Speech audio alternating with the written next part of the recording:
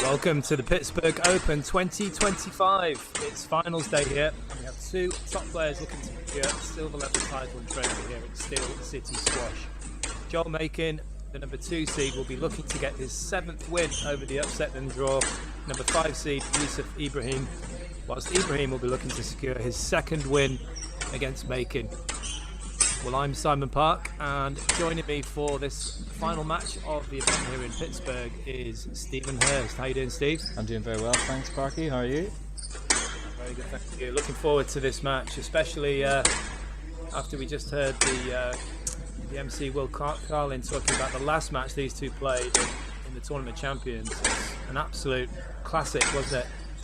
Yeah, I mean, when these two players are on court together, there's always fireworks. There's you've got the explosive, creative flair of Ibrahim versus the tough-nosed, hard and gritty player that Makin is.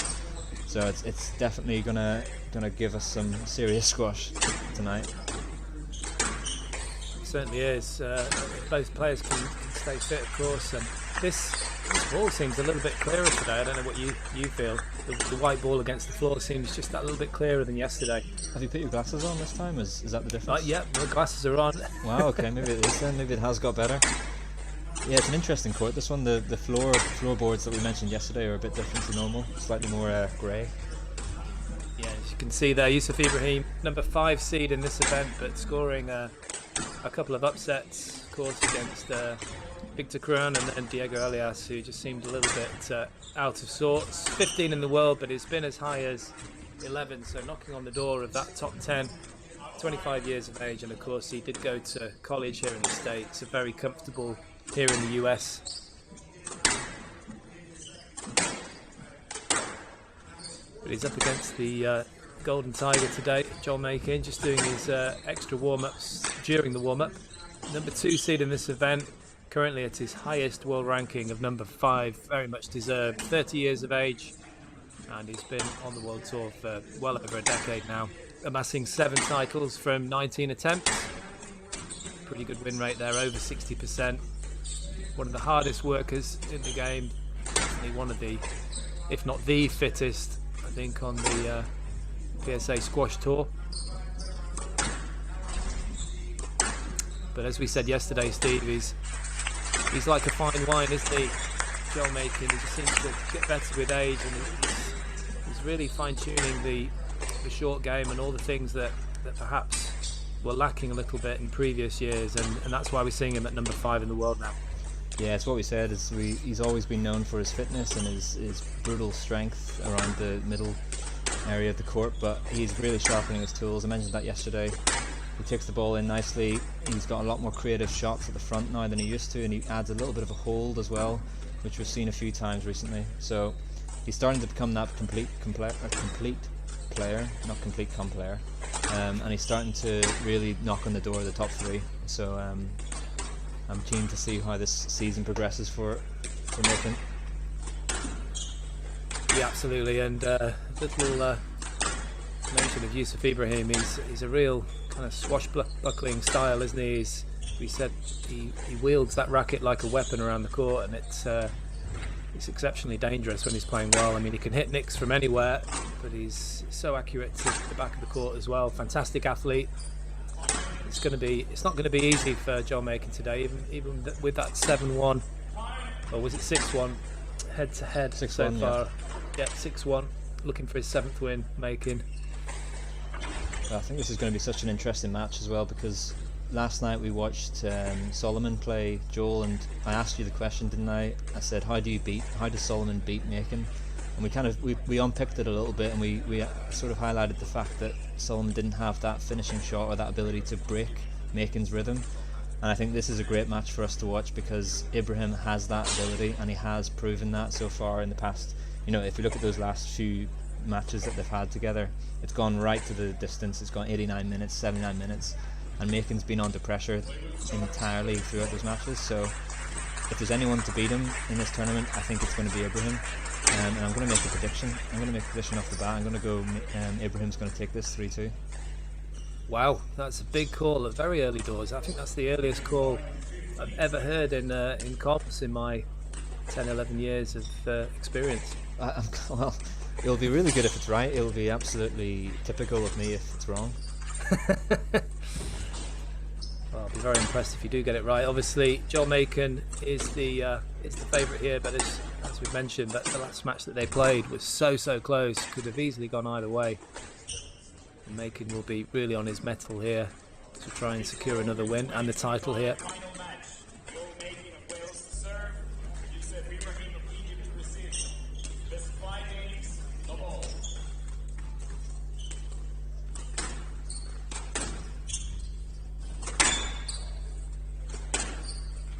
Well, here we go, Steve. I think we're going to see some pretty tough rallies to start with. Both players sort of feeling each other out at the back of the court.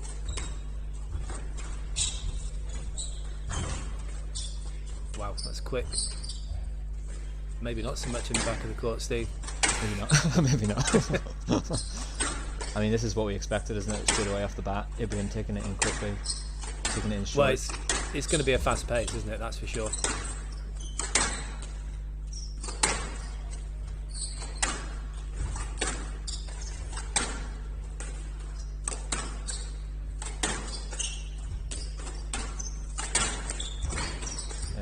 Volley.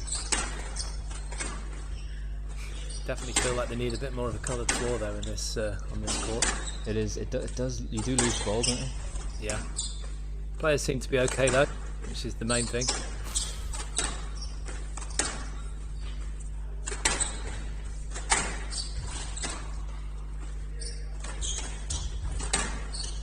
I mentioned it yesterday as well. Looking at Ibrahim's body language, he's so confident looking at the minute. Yeah, he is. The chest is out, isn't it? And he's obviously feeling good. He's had a couple of big wins and looking for another one today. His second potentially over Makin. I did commentate on that match actually at Blackball, the sole win for Ibrahim, but it was just a period of time when John Makin was struggling a little bit with injuries. He was still playing a few events. He also played that event in Hamburg, and he was turning up, but he was finding it tough. And not to take anything away from Ibrahim, but I think that has to be taken into consideration. But he is getting closer. I mean, the last match, as I said, could have gone either way. Yeah, 100%. I mean, it's all stacking up to be a real thriller, this match. And if it's anything to go by this rally, we could be here for some time.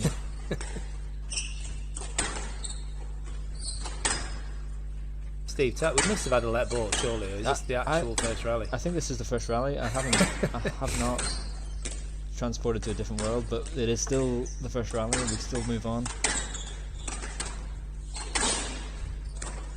It's been good though so far because it's been Ibrahim that's dictated it. Although it's it's balanced here. He is the one taking the shots in. Yeah, it's what you'd expect. I think early doors, as we said, Joel Makin has improved in that area tremendously, but he's still quite happy to try and take the sting out of his opponents in the first game, and then be a bit more attacking after that. Whereas Ibrahim is more likely to try and take first blood.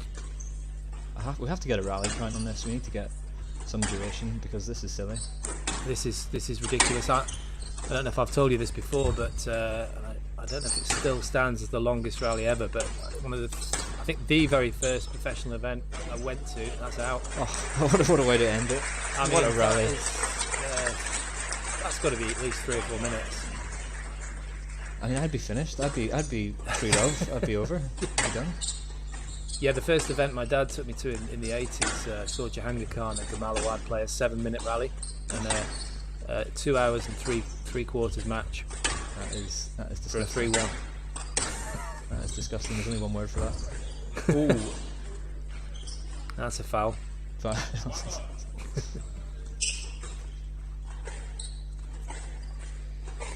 No yellow card though. No yellow card required for that.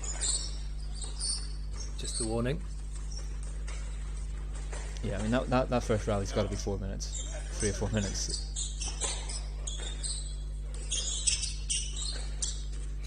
Yeah, it just doesn't happen as much these days with the lower tin, of course, and just the way that the players are so much more attacking. I don't know if there's any tape available of that match, but it was. I mean, that's explains a lot really in terms of my game. I thought that's how you had to play. It's a good job things have changed.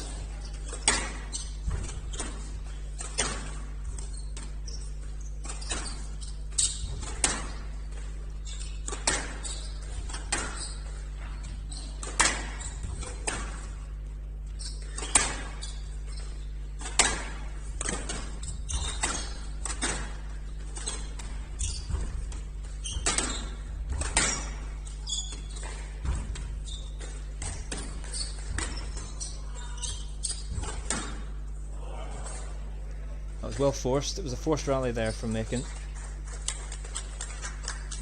Again, we just have to highlight how tight he's getting these balls down the side balls. And it's been such an improvement over the years with his accuracy. Yeah, he just gets better and better, doesn't he, Makin? He's a phenomenal athlete, and there's such an unbelievable work ethic, brilliant professional.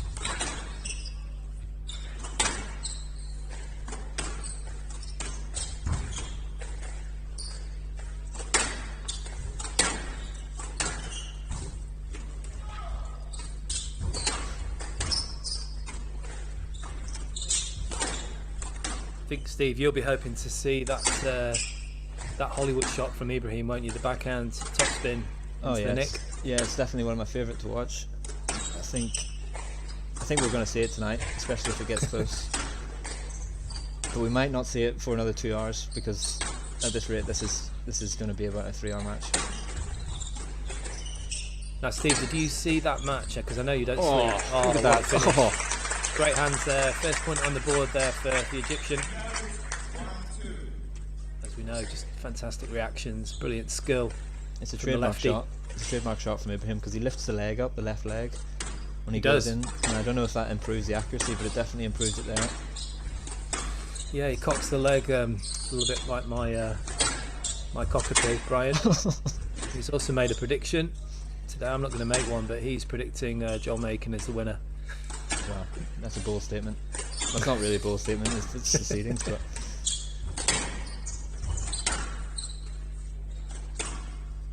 Yeah, watches a lot of squash, does Brian.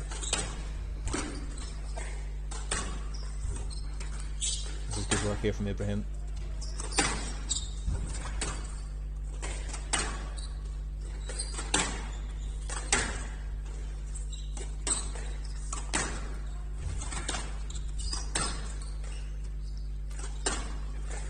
Ibrahim's doing a really good job here of not playing one-dimensional squash. He's never really hitting the same shot twice in a row or 3 times in a row. It's that disruptive squash that's going to pay off against Makin. Yeah, absolutely. I mean, I think as we said when we were talking about Solomon, who, obviously has been playing pretty well, but perhaps doesn't make the court as big as some players in terms of taking it short. He hits it very low and very tight at times, but it does come back a bit. Whereas Ibrahim can really make that court big, and I think if he can play, like you say, with a lot of variety and a few holds and just mixing it up as much as possible, not just the actual shots but the pace, and do it in an error-free way, then he has a chance, I think. 100%. I think this has been great squash so far. Absolutely. Definitely living but up also, to the hype. as we said about Makin, he's not going to give you anything cheap, so you have to go out there and actually beat him by playing better squash.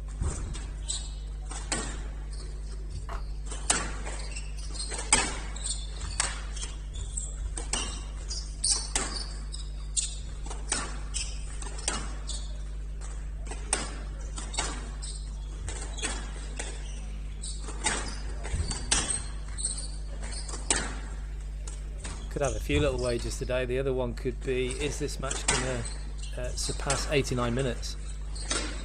Could well do. Oh, that's nice. Will it surpass 2 hours 45 minutes like Jahangir Khan and Kamala Webb?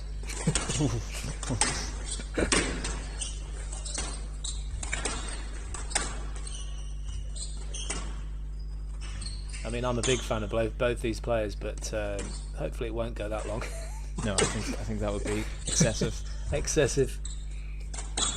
And I'm finding this squash mesmerising to watch because this isn't one-dimensional. It's moving each other around the court really well.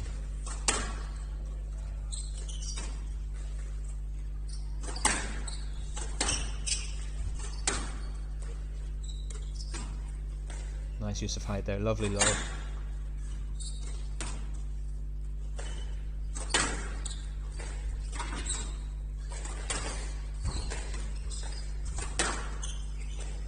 I guess with Ibrahim as well, it's a question of kind of what mood he's in. Is he prepared to go to the limit and be really, really patient, but still playing with variety? Obviously, it's so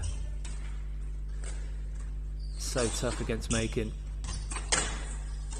Well, the way he's playing at the minute is exactly that, but at the same time he's signing up to a very, very physical match because he's being incredibly patient so far without being too predictable. But this style of play at 2-all, it's going to be tough. It's going to be seriously tough.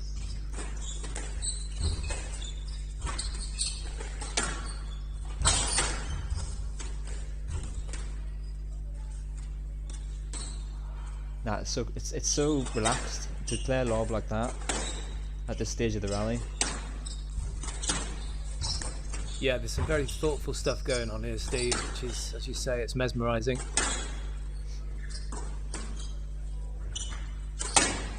The old grey matter from both players working hard here. And decisions like that after rallies like that are going to make this match go on, and I'm very pleased with that.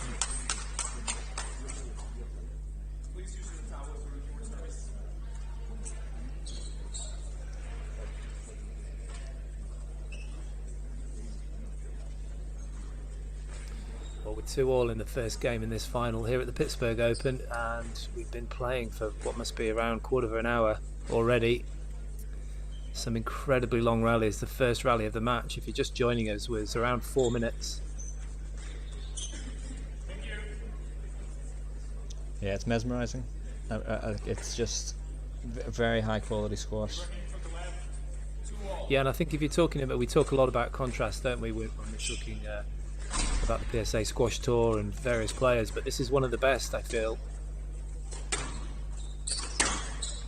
Yeah, I mean, I remember watching the British Open final last year, or sorry, not the final, but I think it was the quarterfinals or last 16, but these two absolutely beat each other up in a lot of ways, and it was in really good spirits as well. It was very, very aggressive. But the speed like Ibrahim possesses just makes such a good balance between these two players.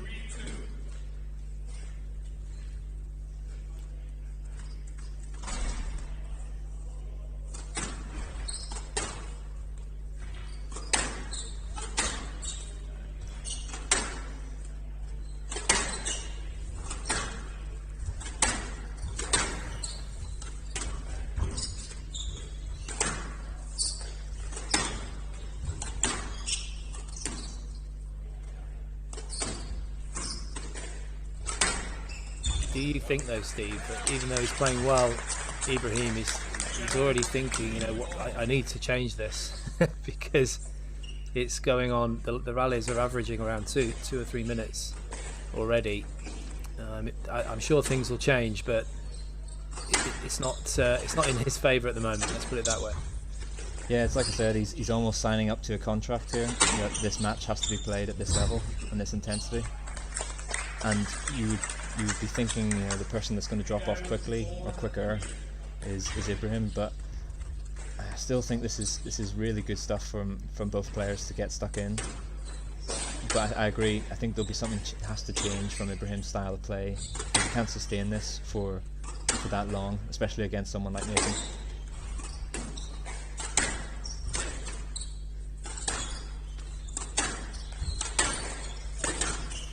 Yeah, I guess I think we talk a lot about the first game being crucial in these kinds of matches, but I think particularly with this one, and particularly for the confidence of Ibrahim, I think he really needs this first.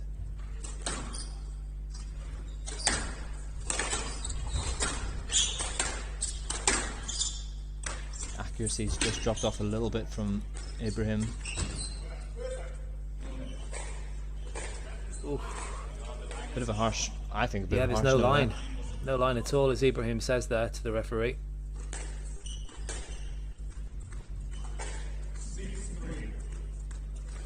So just a mini breakaway here for the Welshman and number 2 seed here in Pittsburgh.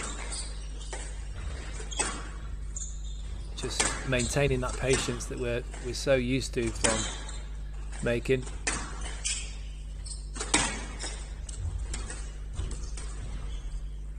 Makin occasionally putting in some nice lobs or the odd drop shot, but giving plenty of margin for error.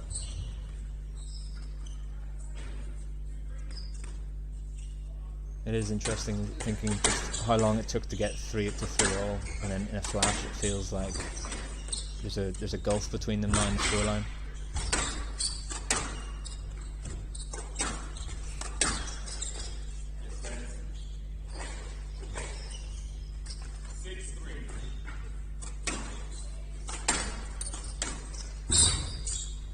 Retrieval there from Ibrahim. Yeah, full on lunge. Such a great athlete. Oh, lovely. Nice finish. First time really that we've seen an out and out winner. Cross court nick there from Ibrahim.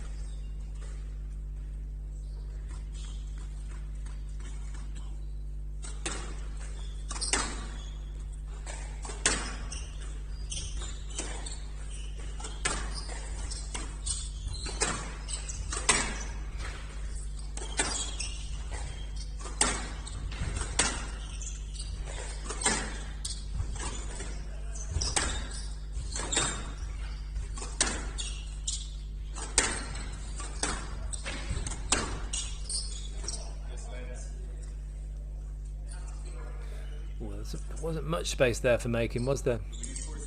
No, I think he knew it though. He knew it was going to be just a let. I can imagine those floorboards are going to need wiped quite a lot this afternoon. Sorry. Yeah, as are the 2 finalists' foreheads. Not by the court sweepers, obviously. That would be unhygienic.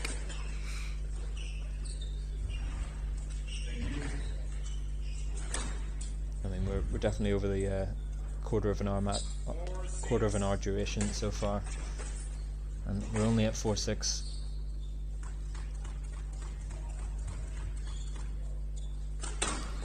Did you watch the match in CIC live, or did you just see it on a replay? I know you don't sleep. I did sleep for that one, I'm afraid, so I didn't watch it live.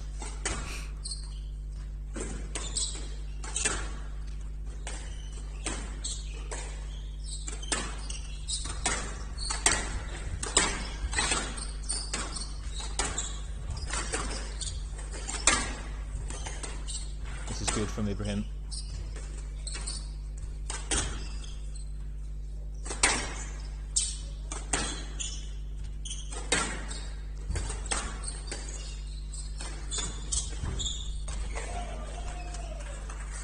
Just a little bit too speculative there, didn't get quite enough on it, Ibrahim. It just shows he's just trying to sort of experiment a little bit here. A little bit of frustration at the length of the rallies, I guess. Definitely playing the right stuff though. He is mixing up the pace, the angles. He's trying to keep Makin guessing a little bit. But it's so tough against a player like Makin who just absorbs pressure. Yeah, the one down the middle there as well, just to keep him honest. Yeah, I think you're right. Keep Makin guessing, but also keep him moving. Yeah. No, he is. I keep saying how fit he is, but he's still human. If you keep pushing him into the four corners, make the court big, then he's going to get tired eventually, or it's going to affect the game. Even the smallest increments is going to help you against someone like Makin.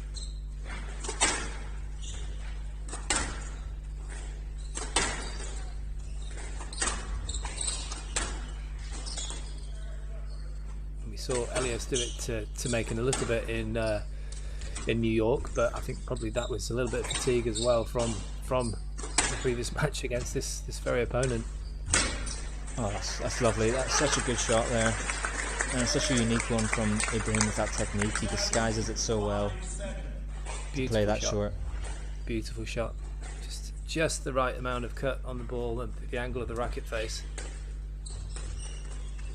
And those are the kind of rallies that Ibrahim is just begging for. You know, he's working his opponent well and finishing it off with a very unreadable shot.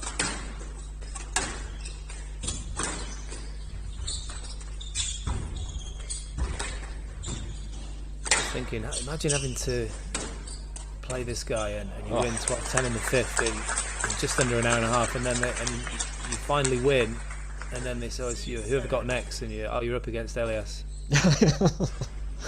Yeah, you just retire, wouldn't you? Just forfeit. So, okay, well I won't have to do much running there, so that's fine. Oh, this is much better here from Ibrahim. He's recouped his deficit really well here.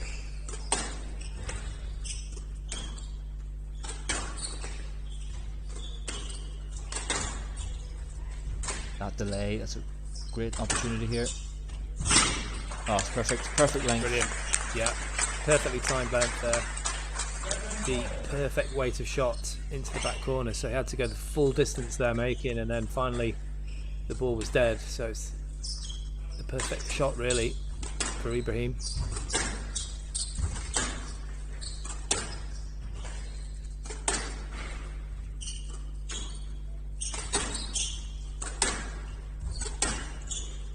You can see he's putting in some really good patterns to play. It's sending his opponent long, getting that space on the tee and trying to volley him back, taking him away from the tee and then taking it in short from that mid-court area, and it's working really well. It's really nice patterns.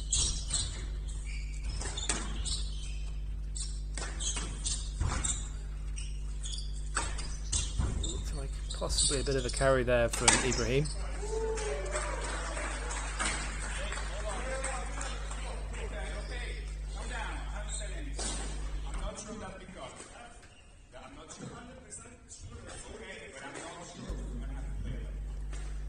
It's difficult for us to see as well from the monitor, but even I thought that was slightly questionable. Just the way that the ball landed onto the front wall.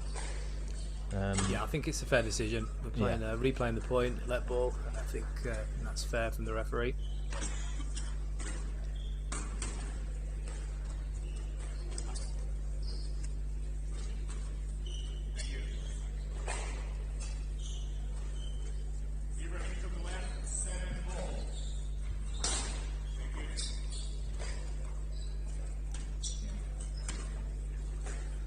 You can definitely sense frustration from Makin. There's been a few little brief interactions with the ref and questionable calls and things, but you can see him getting visibly a bit irritated, and it's one of those ones where I think his opponent needs to sense that and really try and tap into that. Try and get him a bit agitated and force some errors.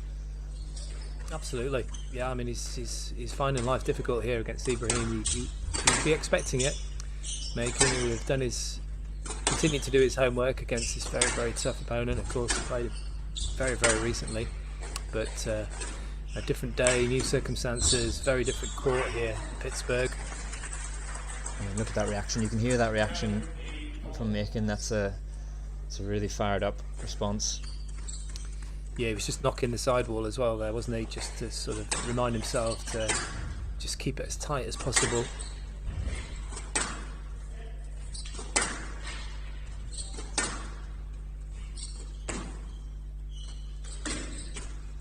I guess the key thing for Makin, we've been talking a lot about the tactics for Ibrahim because he's the underdog, but in terms of Makin, he'll be trying to keep it as tight as possible and not allow too many volleys for Ibrahim in those sort of positions. I mean, that's rare as hen's teeth, isn't it? An error into the top of the tin in a good position for Joel Makin. I mean, that's the reward, though, isn't it, of that style of play that Ibrahim signed up to today. And I keep referring to it as like signing up, but you know, those first 2 points are a visual representation of him saying, I'm going to fight in this game and I'm going to sort of try and beat you at your own game just with an extra bit of flair. Absolutely, yeah. I mean, he's both players sending out a message here that they're in it for the long haul, that's for sure. Oh, that's a scary sign for Makin if he's taking it in short from there. Ooh, I think it did just clear. I mean, as squash players, we can usually tell as soon as it leaves the strings, and I'm sure Ibrahim was a little bit nervous when that ball left the strings there for that lob. Just clipped the red line.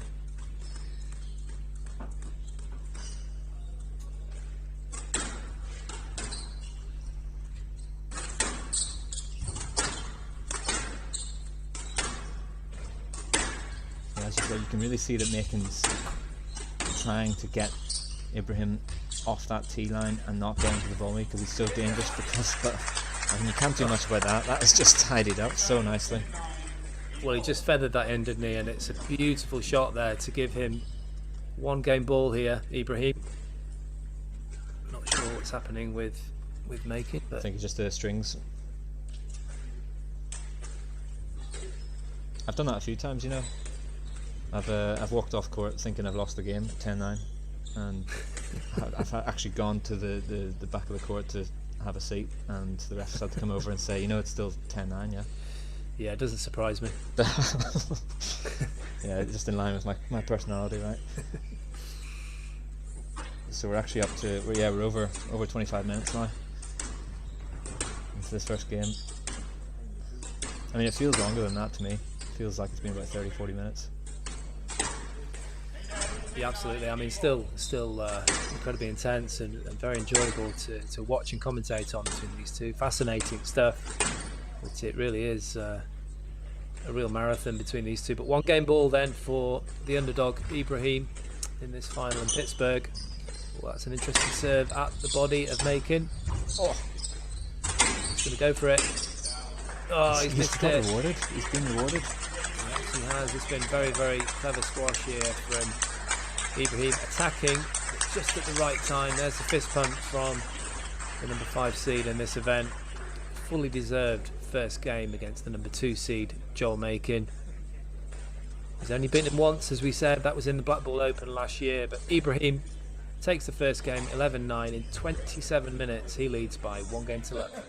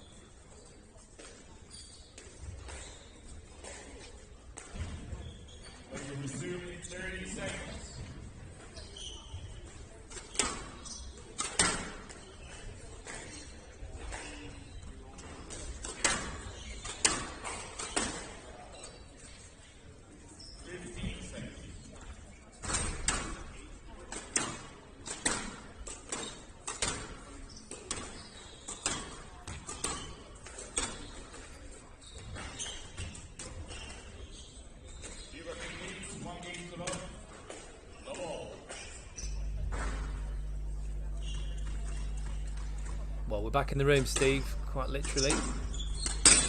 These two, and then, I mean, after all that first game, I mean, it's not surprising really. 27 minutes of incredibly hard work from both players, but it was Ibrahim that came through in a very, very patient game, and that early error and loss of concentration there on that volley. It's a perfect start for Makin to give a response here. Well, I can nearly guarantee that that's dropped the average rally by a significant amount, those 2 points. Well, there was always going to be a bit of a drop-off, wasn't there? I mean, how many other sports do you get that kind of thing happening? The fitness, I mean, multiple lunges at top speed, 2 or 3 minute rallies, a 27-minute game, and then you get 90 seconds rest.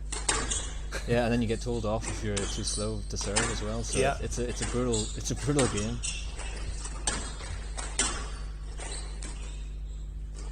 I mean, it's not really a rest, is it? I mean, it's a quick walk to your seat, change of shirt, and then you're back on, really, aren't you? Yeah, it's definitely, I think for me anyway as well, whenever I play, it's more of a psychological rest than physical. Oh, what a shot! What a shot from Ibrahim. That was really well worked. One hell of a taxi, that one. I mean, Joel Makin did incredibly well to retrieve the drop shot, but what a flick from Ibrahim there. Oh.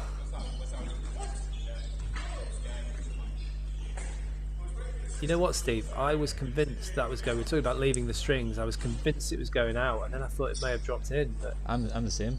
I couldn't be sure. I couldn't be sure on that. I have to say, looking at the court as well, you can see quite a lot of the outside. I know certain courts have, you know, really contrasting colours that block a lot of colour out, but these look very transparent, and it is quite difficult to lose the ball. But he definitely didn't lose the ball there to him, because that is a nice response.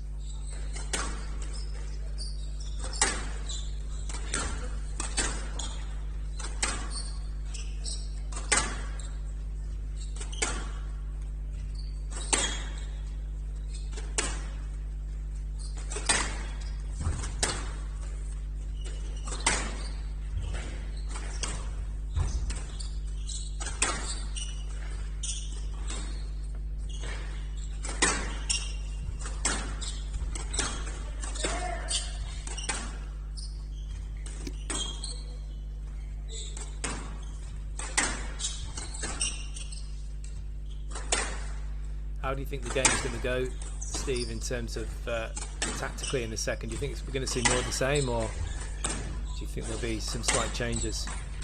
I think we're going to see a few more errors from Ibrahim, just as it gets a bit tighter, like into these rallies. Oh, it's a lovely finish from Makin.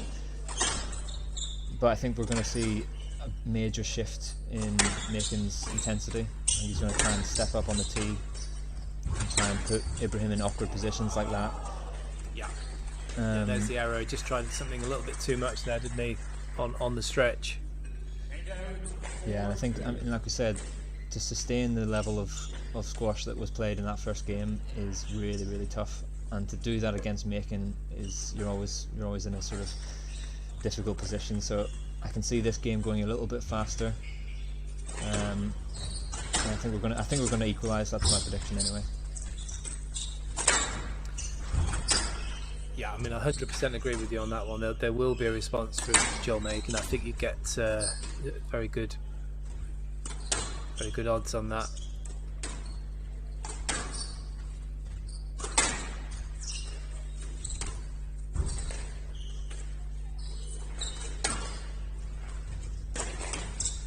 I mean, he had a pretty good lead, didn't he, in the first game, Makin, and it was taken away from him.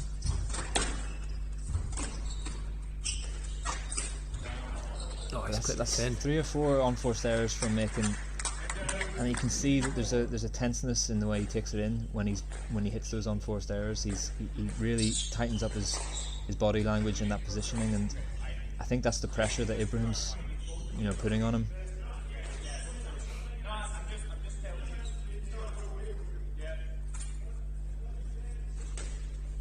Yeah, I think you're right, Steve. I think particularly that last shot. I mean, sometimes you can make I guess what's called a good error. So you're playing, the shot selection is good, but you're just clipping the top of the tin. But that last one from Makin was halfway down the tin, and it's unusual for him. Well, yeah, you can sense when he's when he's on form and things, but especially in that positioning, you could see that he could feel the pressure from Ibrahim almost right behind him, thinking that if I don't hit this into the winner, or if it's a tight ball, Ibrahim's going to just explode onto that. Yeah. So it's really good work from that first game that's being shown into the second as well from Ibrahim.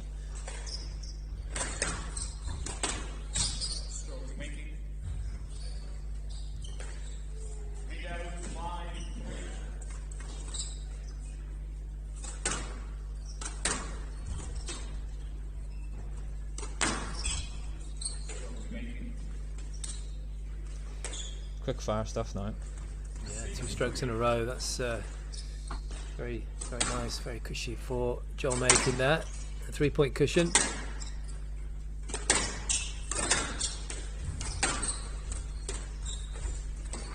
I just tried to be a little bit clever and extra deceptive on that, and kind of mistimed it into the tin.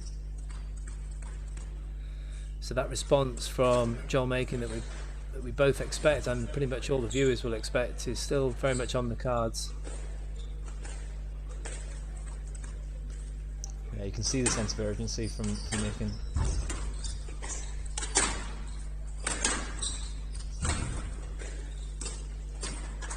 Perfect length there from the Welshman.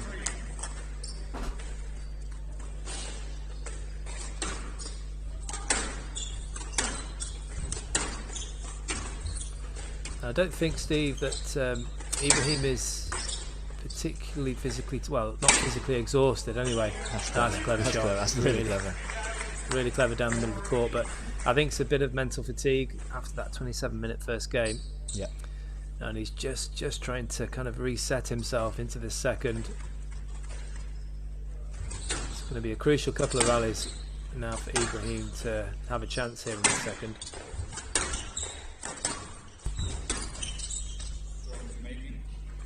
Yeah, it's not looking like it's going to happen here. Yeah, it's going to be a quick response, wasn't it, from Makin?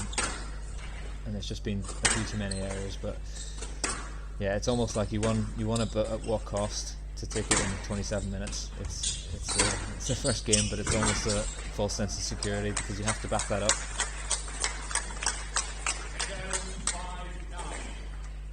You certainly do, but on the positive side, if I was Ibrahim's coach, should he lose this game, which he probably will, you're going to be fairly fresh, aren't you? It's nothing like the first game. Some much shorter rallies like that one.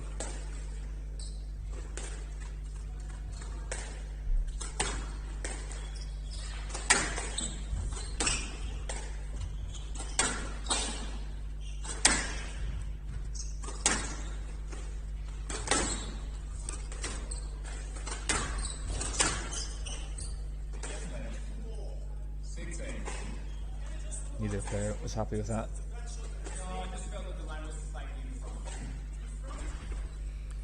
Yeah, Ibrahim wanting a stroke there, but the referee having none of it.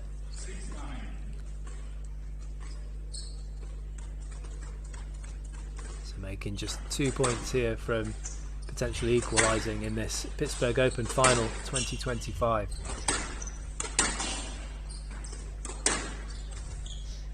I really like watching the use of height that Ibrahim brought into that first game.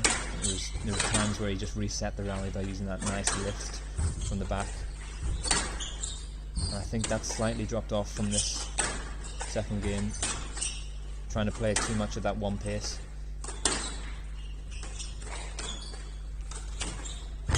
Yeah, I think you're right. That's a very good observation there, Steve.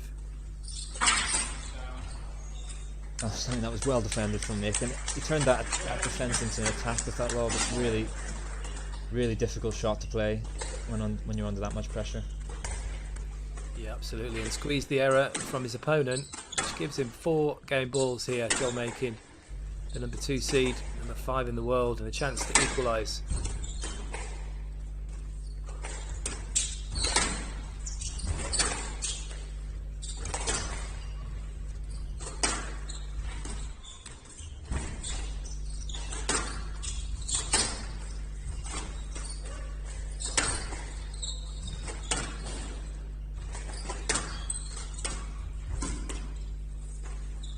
Good lift, good tight work there from Makin.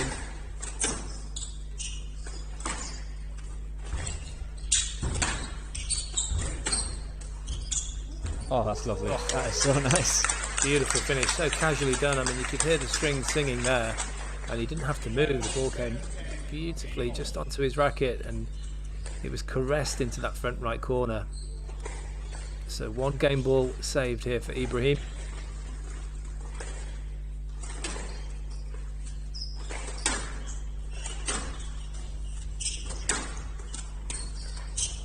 I mean, this is first class. This is just ridiculous. Touch from that mid-court area on the volley. I think it's what we mentioned yesterday about Solomon. I know we go back to that, but he takes that ball in short with a lot of pace, and the difference with Ibrahim is he can take that pace off completely and feather it into the front, which really makes Makin move into really intense lunges.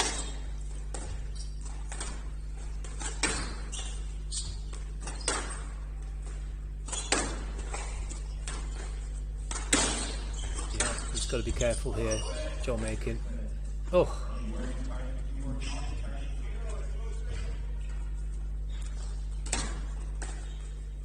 I thought he said no let there. I was a bit here. Yeah, no, I think I thought that as well, but it's thankfully just a let.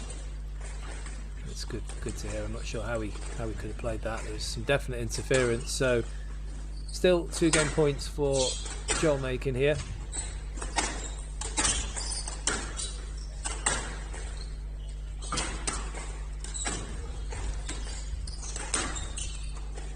Great line on the volley. And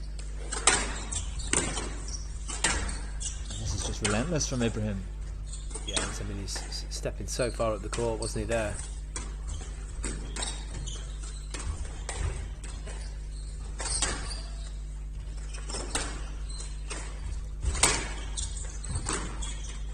He's gone for it. He's gone for the 3-wall nick. Lovely straight drive. Huge straight drive there from Joel Makin, and there's the roar from the Welshman. He knew how much that meant. It was such a crucial second game for the number 2 seed as he struts back to his corner.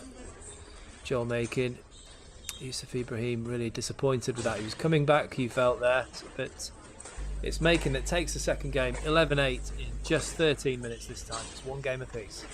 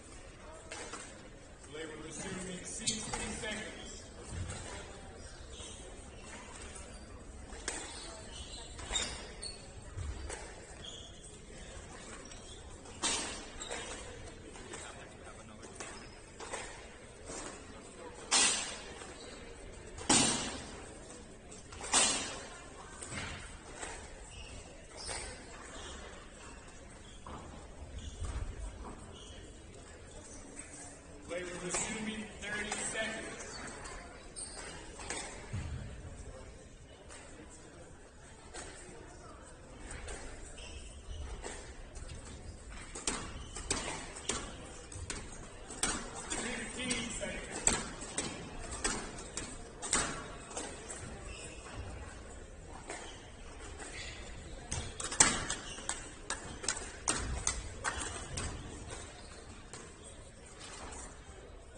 Walking home, they can serve the ball.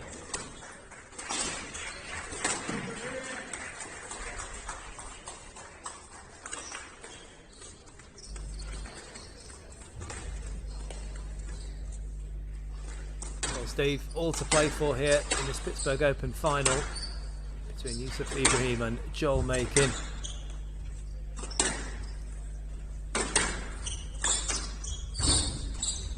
What a battle it's proving to be between these two. mean, this is just great. It's just great squash to watch, isn't it? Yeah, the quality's been fantastic here between these two.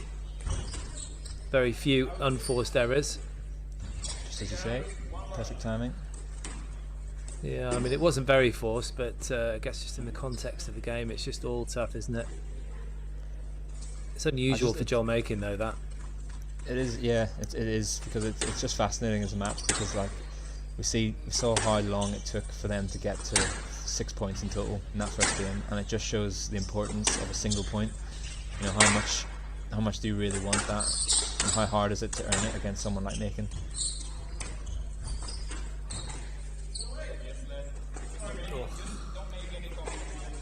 Yeah, that was speculative from Ibrahim, I feel. I've seen no lets given there. Definitely space to play a cross-court volley, I felt, but we're going with the let ball.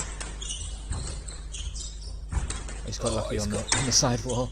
That was quick from Makin there, wasn't it? Great reactions. I mean, those are the errors, aren't they, that we know Ibrahim can come out with at the just the wrong times. So you'll definitely need to try and cut them out.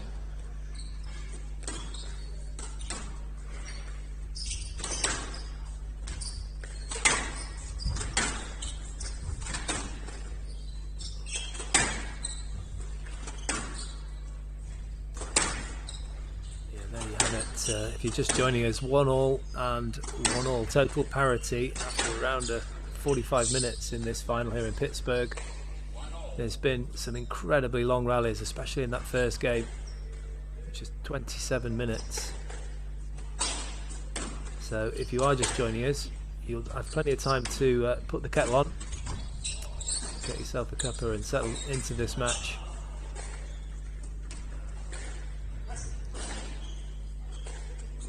I mean, this is the dream start here for Makin, and it's what he's been trying to hope for a little bit with extending the rallies in the past couple of games. Is he knows that his opponent has a tendency to take it in difficult positions and often hit the tin, and you can just see that game plan is really coming out in this third game.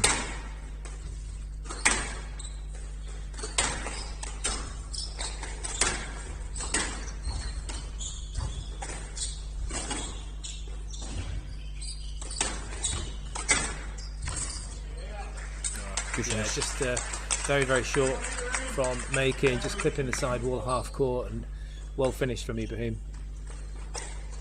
And to be expected as well from the gunslinger.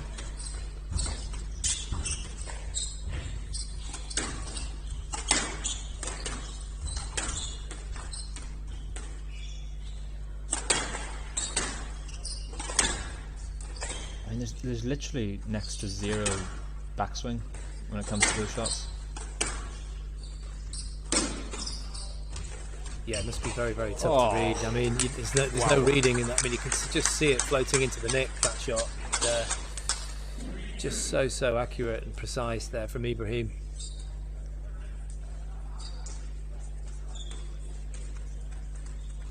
Whilst it's beautiful to watch, sure it wasn't for John Makin. He'll be kicking himself. Just the fact that he left his opponent in that kind of central area at the front. He's got to keep that to a minimum.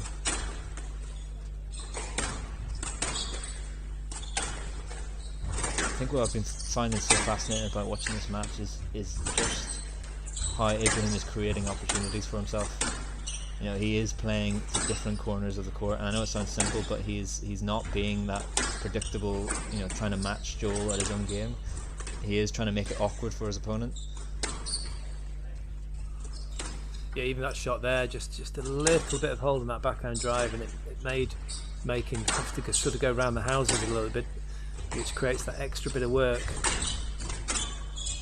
And no matter how fit you are at over 90 minutes or however long this match is going to last, it's going to be tough. Yeah, and as much as we've seen those explosive movements from Ibrahim, it is Makin that is doing a lot of work throughout this match so far.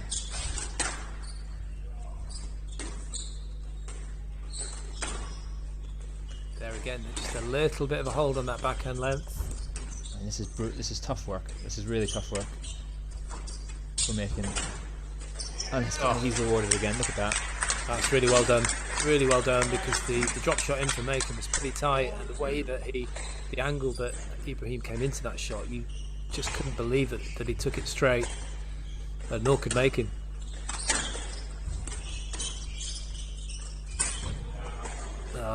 That's the kind of error that you'd expect from Ibrahim sometimes. Very unexpected from Joel Makin with the toughness that we talk about, but it just shows that Ibrahim is testing Makin in terms of his toughness.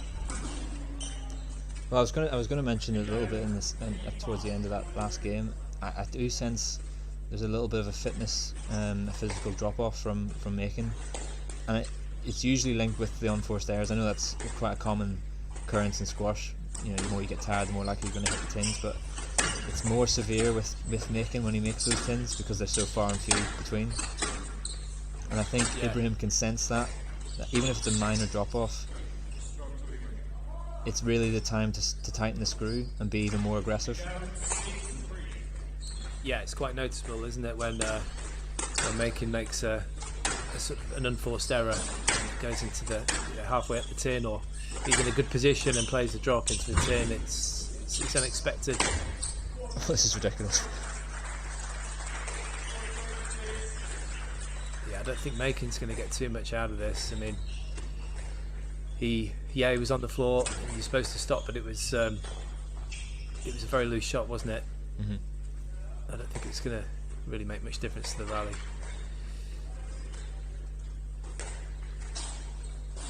This is definitely the best I've seen Ibrahim play, and I think honestly, if there's a time for him to beat Makin and get that, you know, one of the very few wins that he's got over the head-to-head, this is the time to do it. Just the way he's moving on the court, the way he's taking the ball in, he's truly disrupting Makin's flow. Yeah, and I think I was either thinking or I was saying to you yesterday about Makin. He's very rarely off balance. Mm-hmm. You know, he used to dive around a little bit, but he's kind of stopped doing that as much, and I think that's why we're seeing him at number 5 in the world. But in this game, he is starting to get a little bit frustrated. He was on the floor there, and Ibrahim is doing all the right things, as you say. He's got to keep it going, though. He's got to keep consistent.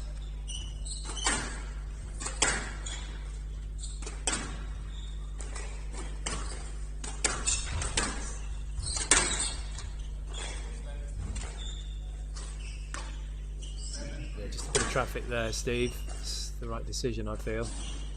Yeah, and I mean, speaking of decisions, just a testament to the way these two have been playing. It's tough, it's hard, but it's been very few decisions so far, and there's been very few interactions with the ref, which has been really good to watch, considering the length of time they've been playing.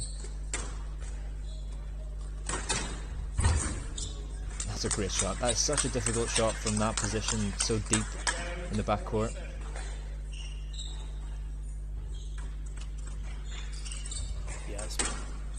Pretty impressive. Jonathan Power used to do it a lot, but he'd do it on the other side, on the backhand side, just whip it across the court really low, millimetre above the tin, and it'd be invisible. Invisible is the right word, isn't it? It just gets lost. It certainly is. You can see here, just Joel Makin, usually a man of few words when he's on the squash court, but it is a good sign if you are Yusuf Ibrahim. It's a good sign if you can get Joel Makin talking. You don't often see Makin go for the cross court, Nick. No. And again, I think it's more alluding to that drop off in fitness, that physical side of things. Oh. Well, I'm not surprised when he's having to retrieve shots like that.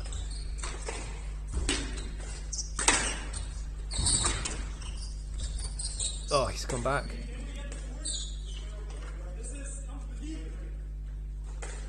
But both players have made their thoughts very open about the court conditions, just on the sweat that's just on the surface. Well, they both sweat profusely, don't they? I mean, you know, their shirts are usually dripping when they play. I know that's the case for most professionals, but particularly these two. The court sweepers have got their work cut out this afternoon. Oh, definitely. I remember Commonwealth Games, watching the Commonwealth Games in Gold Coast where Makin played, and I think he got a bronze medal or played in the semi-finals. But he had to replace his shoes because he was sweating through the shoes. So I think he went through around 3 pairs in one match, if I remember rightly. So if that's anything to go by, I can imagine there's almost about a millimetre inch or an inch of water on that court.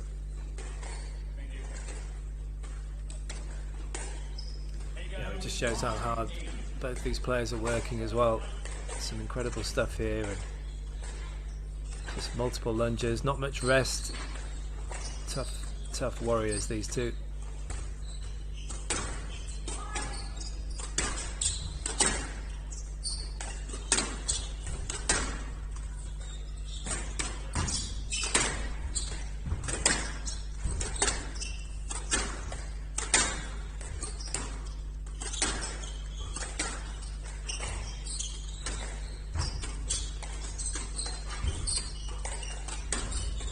Oh, he's gone for it. Great pickup from Makin.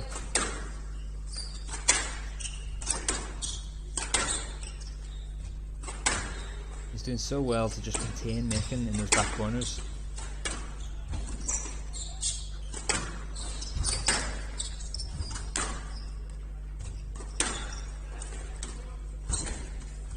Oh, that's just well tidied up. He's got it back. Ibrahim's on the move. Oh, he's still going. Oh, that's clever. A beautiful flick. Full on taxi. That's the kind of shot that Ibrahim will be proud of. He held that ball for what seemed like an eternity, Joel Makin. I mean, he just showed all the options in the world, didn't he? He had that straight ball. I mean, I was reading it as straight, and he completely sent it across. Very, very well done. It has to be a stroke. Do you think? I thought the ball was very loose, but it stopped very short. I think he was too eager to pick up the stroke. Good thing is there's not a replay, so I can't be held accountable for my decision there.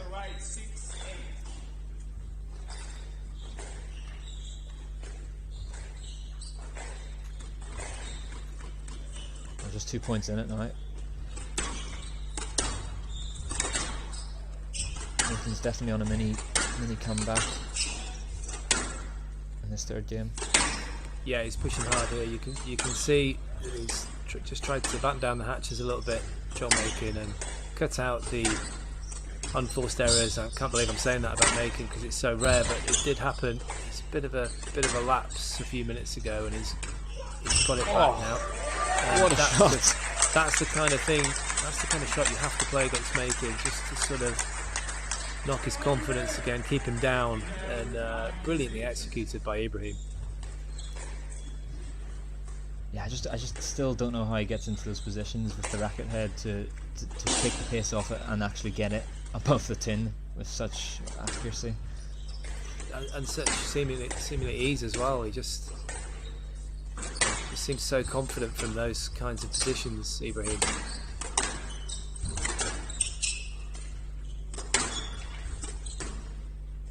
I think one thing that Ibrahim's been doing very, very well in this match so far is turning Makin, is twisting him, getting him to change that direction, because he's so good linear.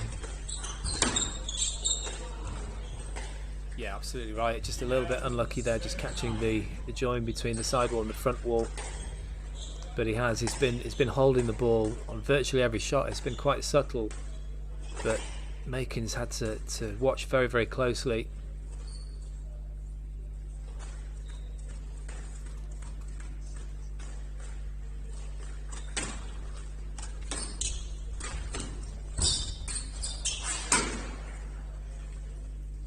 It was a very tight ball to try and take that in short. But Makin's found a way here.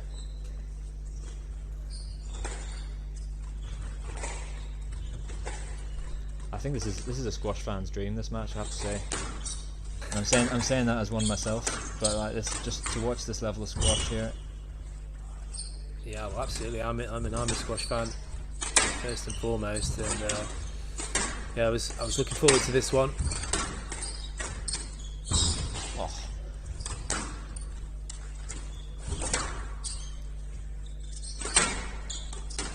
Huge point this.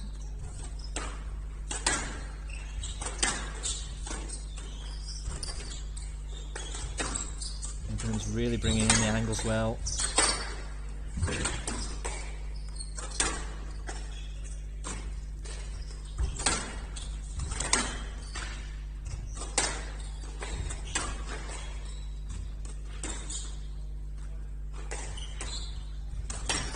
Lovely left change of pace, but it was a brilliant finish there. I thought that was a nice shot from Ibrahim, but just a fraction loose, I guess, in the end. And Makin made good use of it. So still total parity here, 1-all and 9-all.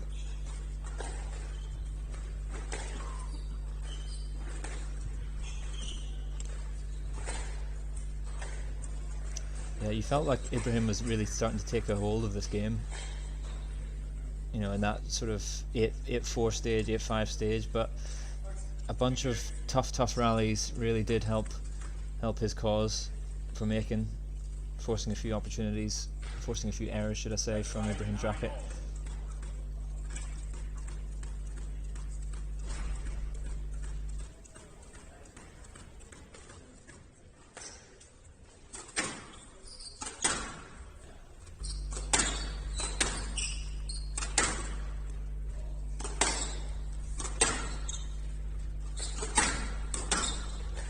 Makin reading that ball well, starting to move into that line.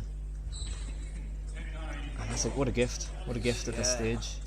It actually looked good, didn't it? I don't know what you thought, but obviously just sound of the at the top of the tin there. So a game ball here, an opportunity for Joel Makin to get the advantage, take the crucial third game.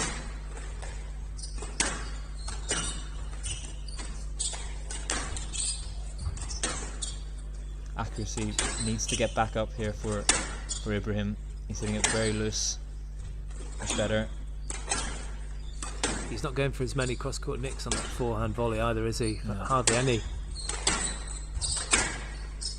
No, I mean, if we've seen anything tonight, it's been that backhand, isn't it? That backhand has been lethal. Yeah. Oh, it's lovely straight in there. But just look at the movement of Makin. There is... Oh! Well, look at it there. I was going to say, yeah.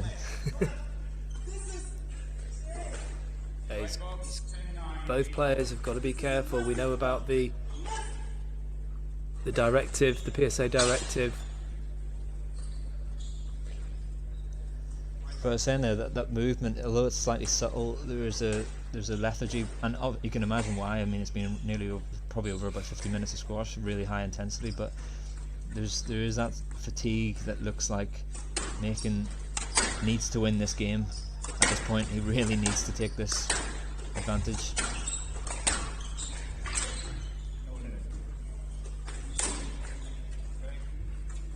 Well, that was a reaction that just happened in a flash of an eye.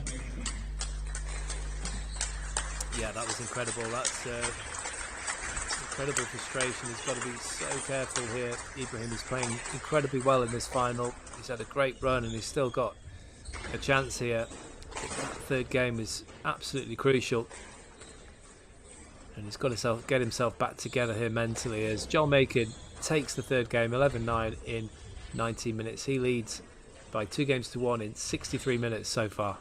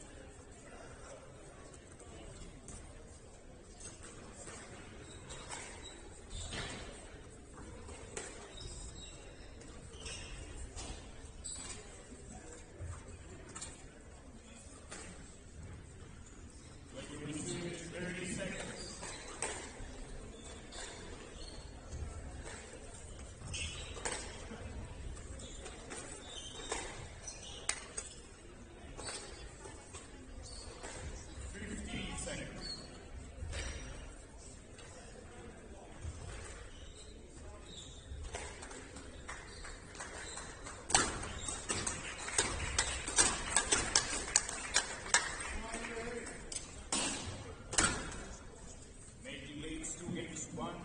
Make serve 1 love.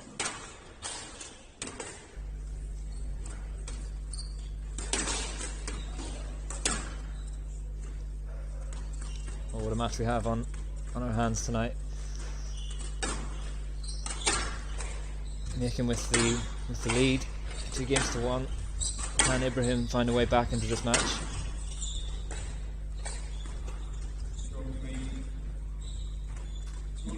Well, I think he can, Steve, if that isn't a rhetorical question. But he's just got to maintain his sorry, Steve, he's just got to make sure he gets his head back on his shoulders. He was very, very frustrated at the end of that third. It's 2 love now, but I thought it was actually should be 1 love, right? Yeah, I think so. Yeah.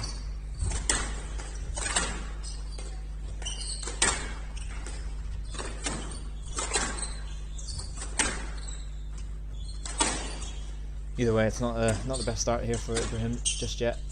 Just to make sure that he gives absolutely no cheap points. Yeah, he's certainly looking confident again. So I mean, nice. that just dribbled into the net, didn't it? It was just a joy to watch that from Ibrahim. He's certainly not lacking any confidence in these first few exchanges.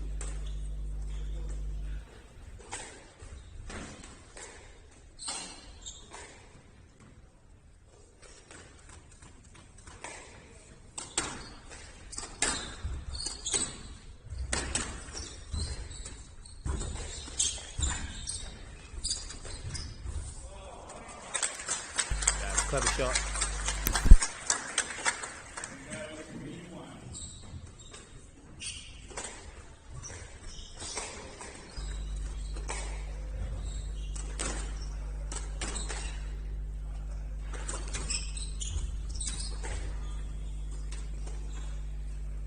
I mean, this is the dream start here for Makin. Quick succession of points. It's almost like he's been rewarded for the hard graft that he's put in for those past 50-60 minutes. Well, that's what he's always relying on, isn't it? He's made a career out of it, and as I say, he's getting better every year. Ibrahim was matching him pretty much the whole match until about 4 or 5 minutes ago. It's not to say that he can't turn things around here, but he's got to do it fast.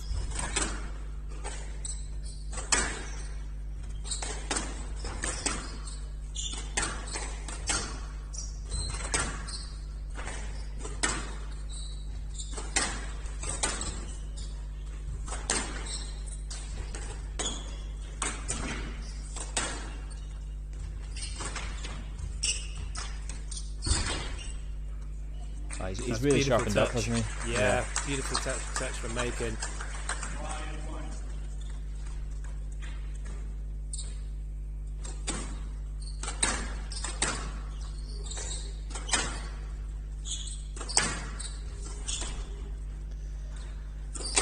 Minutes so far. Squash of the highest level on show for the audience here in Pittsburgh.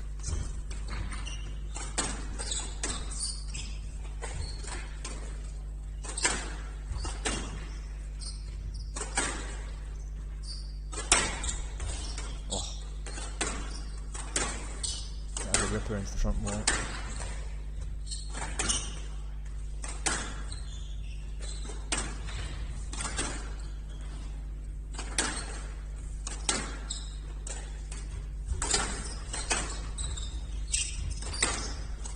Done well to get through there, and Ibrahim is making him work hard, doing diagonals.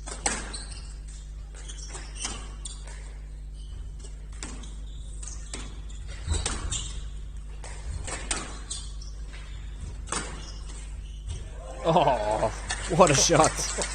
That is a joke. Wow.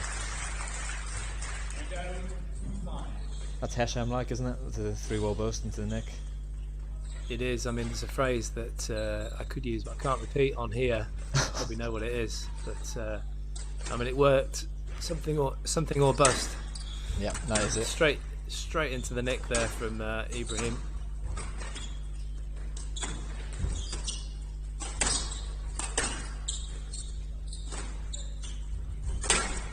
probably done it again, but that's that pattern of play that keeps working. That's worked so well throughout this match. Hunting that He T-line. still had to volley that ball really hard and straight though, which a lot of people on the backhand find that, you know, a little bit more difficult to do than beforehand. But done with ease by Ibrahim. Yeah, you can see that racket, that technique that he has, where he uses so much wrist, he can generate a lot of power.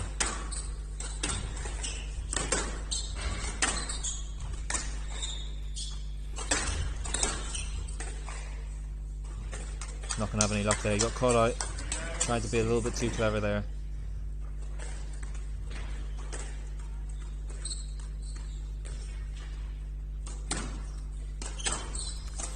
Well, Joel Makin Wow. will be playing the Cotillier Texas Open next week in Houston, and I'll be there commentating. I don't believe Ibrahim's in the draw though. That'll be a big event coming up. Yeah, Ali Farag and Mustafa Asal heading up the men's draw. Should be a fantastic week. Joel Makin though, of course, looking to try and secure this title and go over to Texas with great confidence.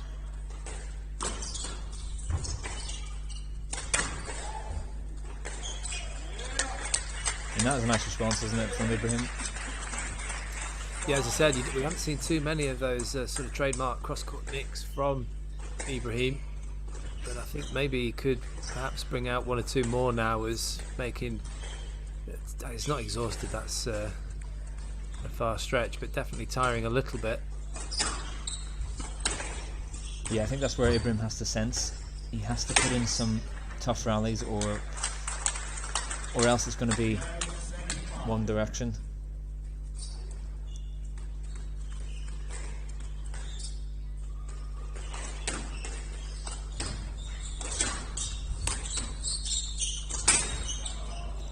I mean, those are seriously non-common unforced errors from Makin, but it's down to the amount of work he's been put into this final. It's been a seriously physical match.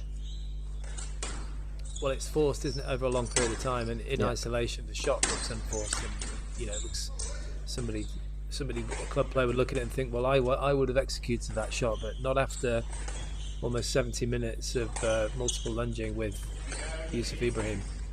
I think you'd probably be on your back on the floor. But still 2 points clear here, Joel Makin. Just going for it, I knew he'd go for that. Oh, it's beautiful. Very touch. soft hands at the front.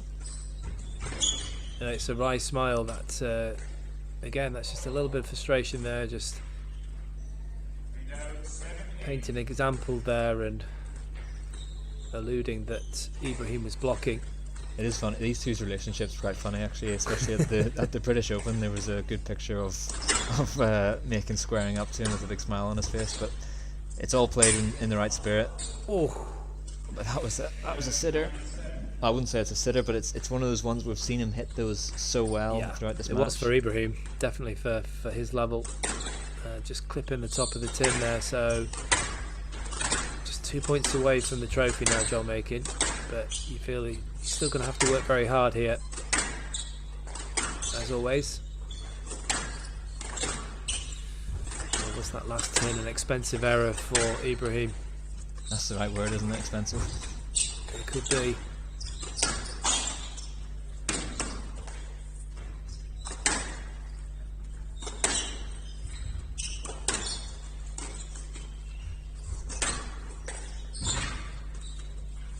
Chance here for Makin.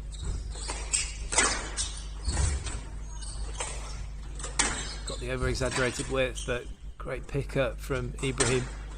And just resetting the rally. This is tough What a work. get. This is hard to What a watch. Wowzers. Oh, he's got the exaggerated width this time though. It was too good for Ibrahim. He tried to intercept it across that short line on the right hand side. You can see just hunched over Yusuf Ibrahim. He's had to work. Both players have worked incredibly hard, but it's Joel Makin, the number 2 seed here, with 3 championship points. And he's done it. He's done it. He's done it. What a John match. Makin, the Golden Tiger. What a brilliant performance from him. Yusuf Ibrahim certainly played his part. Didn't get as close as the match at the TOC in the end. But it's John Makin that has taken the title here in Pittsburgh. Thoroughly deserved. Taking it 9-11, 11-8, 11-9, 11-7, 3-1 in 75 minutes.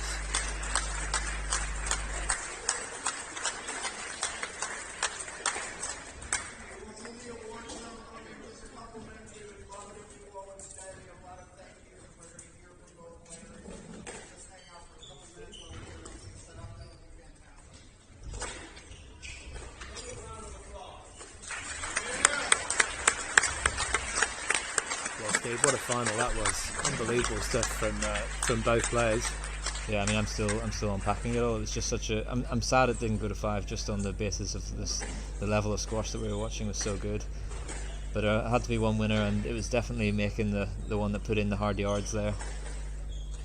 Yeah, absolutely, and fully deserved. Congratulations to both players for reaching the final, but Joel Makin for taking the title in the end. We'll be back with the Texas Open starting on the 18th. I'll actually be there in Houston, Texas, so join us for that, and we'll leave you with the trophy ceremony.